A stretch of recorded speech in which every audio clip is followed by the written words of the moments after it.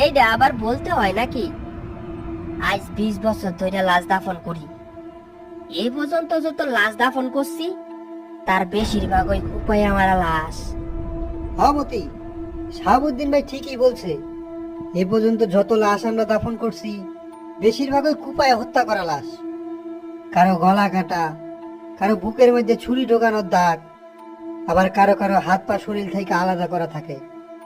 আজ পর্যন্ত এত লাশ দাফন করলাম, কোন লাশের প্রতি কখনো মায়া কাজ করে নাই। কিন্তু আজকের এই লাশটা দেখার পরেই কেমন জানি মায়া আর ভয় কাজ করতে লাগলো। মনে হইতাছিল লাশটা আমারে যেন কি বলতে চায়। আচ্ছা হান্নান ভাই, কবর খোঁড়া শুরু করে দেন।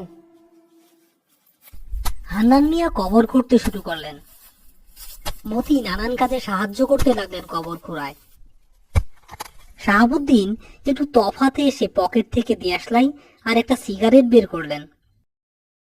চারপাশে ঝোপঝাড়ের কারণে আশেপাশে কিছুই দেখা যায় না। এবার শাহাবুদ্দিন দেশলাই থেকে একটা খাঁটি বের করে জ্বালাতেই দেশলাইয়ের আলোতে দেখলো লাশটা কেমন বড় বড় চোখ করে বেশ স্থির দৃষ্টিতে তাকিয়ে রয়েছে তার দিকে। এই কি, এইটা আমি কি দেখতাছি? 7-8 দিনের পচা লাশ আমার দিকে তাকাই কেমনে? এই যে কেমনে সম্ভব?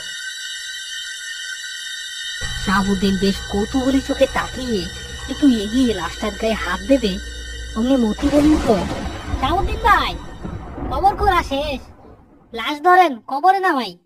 হ্যাঁ, হ মতি, ধর, সাবধানে ধরিস, লাশের অবস্থা ভালো না। আচ্ছা ভাইজান, ধরেন।